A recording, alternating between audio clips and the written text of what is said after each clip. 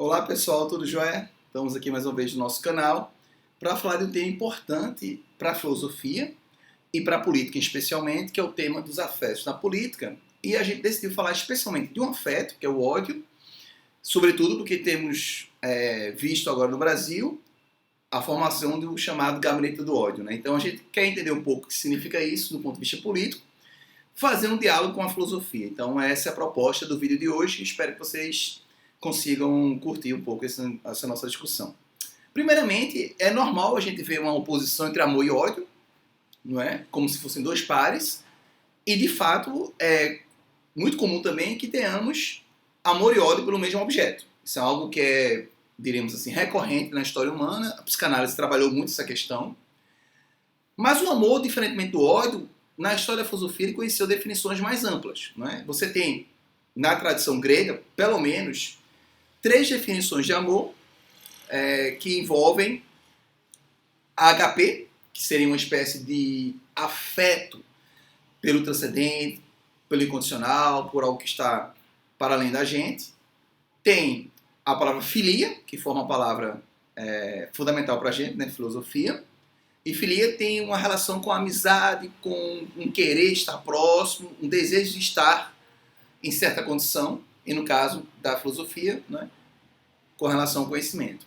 E o eros é o que a gente conhece muito fortemente também, que tem a ver com erotismo, né, e de algum modo relaciona com a questão da sexualidade.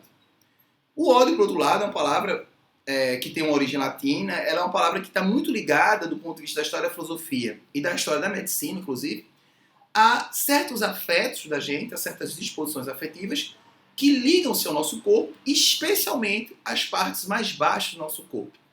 Descartes, por exemplo, que era o filósofo que escreveu um livro cujo título era Tratado das Paixões, em que ele abordava as paixões da alma, né, as paixões humanas, e ele destacava, por exemplo, que quando a gente sente ódio, a gente tem uma modificação em nosso fígado. Havia uma variação importante no nosso fígado. O ódio está muito ligado, portanto, a esse sistema digestivo da gente, como se fosse algo que a gente tem que jogar, né? O ódio sempre se refere, né, a algo que está fora da gente, que a gente quer de alguma forma expelir. Bom, essas considerações iniciais sobre o ódio e também sobre o que seria o seu oposto, o amor, servem para orientar um pouco para onde nossa pesquisa, nossa discussão vai hoje, nosso vídeo, especialmente falando. Bom, o ódio é um afeto que liga-se diretamente a algo que a gente tem aversão, algo que a gente de alguma forma quer expelir, quer jogar para fora da gente. O ódio também termina demarcando uma região daquilo que eu gosto e me identifico, daquilo que eu não gosto e tenho, portanto, a aversão. Então o ódio ele é uma estrutura afetiva, né, que tem muita ligação com uma espécie de fronteira, de delimitação daquilo que está comigo, que eu quero guardar comigo, e daquilo que eu quero, de alguma forma, fora de mim, algo que eu quero distante de mim. É por isso que o ódio muitas vezes está ligado à noção de desprezo, não é? Aquilo que eu desprezo. Desprezar algo é deixar algo muito pequeno, algo muito diminuto, ao ponto que a gente pode simplesmente prescindir disso, desprezar, jogar fora, né? Jogar fora aquilo que a gente odeia.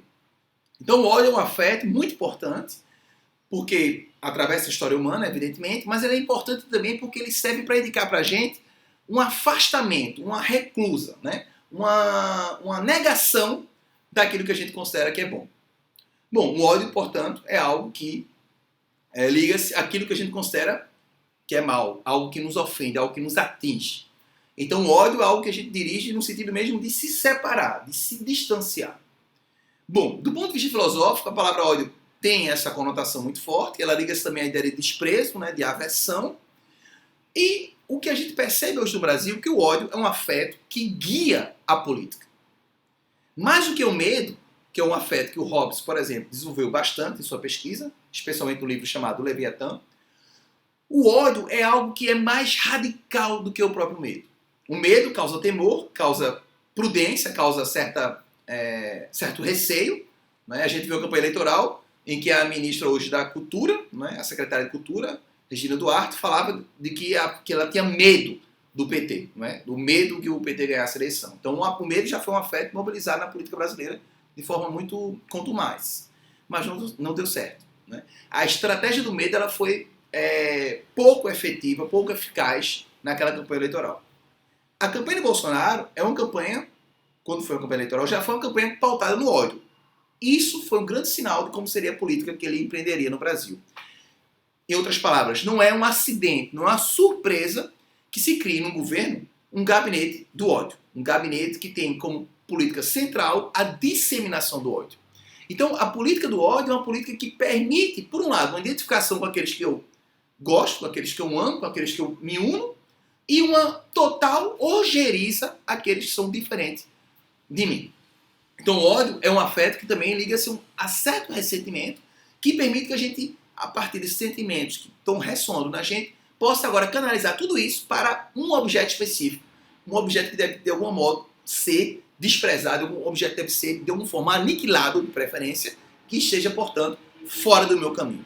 Então, o ódio é um instrumento político muito importante. Por quê? Porque ele separa, ele delimita aqueles que estão comigo e aqueles que estão contra mim. Essa estrutura afetiva ela é decisiva para a produção de crenças. Ora, se é normal, por um lado, termos dúvidas, a dúvida e a interrogação, as questões estão no âmago da atividade científica. A atividade científica é uma atividade calcada nos questionamentos, isso é muito evidente. Né? Por outro lado, quando a dúvida sai do patamar de uma prática científica e se torna, como diz uma colega, Cita Hamlet, socióloga, uma estratégia política, estamos aí numa situação bastante delicada. E essa situação bastante delicada, ela se liga ao que eu estou falando aqui sobre o ódio. Por quê? Porque quando eu odeio uma pessoa, eu tendo a não acreditar, a desfavorecer, a colocar por terra tudo aquilo que ela diz. Então o ódio era um afeto que liga-se diretamente à dimensão epistêmica da vida humana. Em outras palavras, se liga diretamente à dimensão de crença, de conhecimento, de garantia, de verdade. Então, Nietzsche dizia que a verdade é, segundo ele, vontade de poder. É vontade de impor, na verdade, certa compreensão de mundo. Ora, nunca foi tão lapidar, tão verdadeiro aquilo que Nietzsche diz. Porque a partir do momento que você toma a vontade como uma imposição, como a vontade como uma determinação do que a gente acredita ou não, o ódio passa a ser algo central. Por quê? Porque a partir do momento que eu odeio, eu passo a desacreditar aquela pessoa que emite certo testemunho.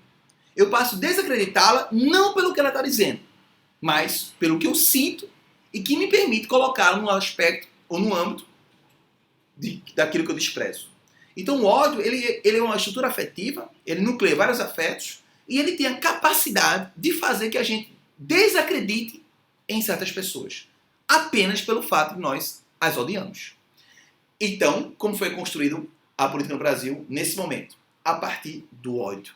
Eu odeio certas pessoas que eu designo de forma abstrata como esquerda e eu passo, portanto, a desacreditar tudo aquilo que as pessoas de esquerda dizem. Entretanto, o que eles chamam de esquerda abrange um leque enorme de possibilidades, inclusive as instituições. Nesse sentido, você vai ver youtubers como Bernardo Custer defendendo, por exemplo, que o presidente da OMS é comunista. Ora, por que ele está fazendo isso? Qual a estratégia de defender tamanho absurdo? A estratégia é simples.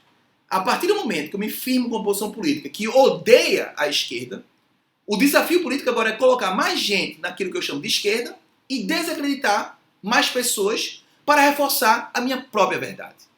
Então, para defender, por exemplo, que o isolamento social é algo que deve ser relativizado, o que é que eu faço? Eu começo a desacreditar as pessoas que defendem o isolamento. E qual é a estratégia que eu uso? O ódio. Esse ódio permite que eu aceite mentiras, permite que eu relativize a verdade, porque eu estou, na verdade, questionando aquela pessoa que emite esse juízo, essa crença. Então a estratégia é o quê? É desacreditar a pessoa que emite certa crença. Não é uma estratégia de discussão científica. Mesmo quando se pega algum pesquisador que diz não, o isolamento não é tão eficaz, não interessa. A comunidade científica, a ciência funciona como comunidade, ela não está a favor de uma política que não seja essa da precaução, da prudência, que é a política do isolamento social. Então, o que é que eu faço então para atacar isso? Já que todas as instituições estão dizendo que isso é importante. Eu digo que todas as instituições são comunistas. Como eu já tenho seguidores, as pessoas de direita têm seguidores que acreditam piamente que a esquerda é a causa do mal e nada que a gente odeie mais na nossa vida do que o próprio mal. Então a nossa tendência é repelir o mal. Então se cria uma cultura do ódio para desacreditar as instituições. Porque são de esquerda, eu odeio a esquerda, consequentemente, é o mal, e do mal só se segue o mal. Então, se estão dizendo que é isolamento social, é algo que a gente deve colocar em dúvida. Então, a dúvida, como eu dizia, ela passa a ser uma estratégia política. Não uma estratégia científica, não uma dúvida para melhorar experimentos científicos. Porque essas pessoas sequer conhecem ciência. Não leram nada de ciência. Mas se autorizam a falar, por exemplo, de que a Terra é redonda, que os cálculos não foram tão... Que a Terra é redonda, deveriam dizer isso, na verdade, né? Que a Terra é plana, né? Que os cálculos não foram corretos, etc. Isso tudo, diríamos assim, alimentado por uma grande conspiração de que a ciência produz verdades à margem da sociedade, quando é justamente o contrário. Essas pessoas que pensam à margem de tudo. E elas se firmam, elas se estabelecem, se identificam uns com as outras pelo ódio. Então o que as unifica é o ódio pela esquerda. É o ódio por aquilo que é diferente. É o ódio por aquilo que não é o meu espelho. Consequentemente, o ódio passa a ser um instrumento político decisivo, porque ele afeta o nosso regime de crenças. Isso é demonstração cabal de que os afetos determinam não apenas o que a gente pensa, mas também o modo como a gente pensa. Então, o ódio ele passa a ser decisivo para a política brasileira e montar um gabinete do ódio significa dizer o seguinte: eu vou usar das dúvidas, da destruição de imagens com um fim político específico, que é reforçar a crença de que a esquerda produz o mal e que nós, de direita extrema, dizem eles, produzimos o bem. Então devemos odiar o mal e amar o bem.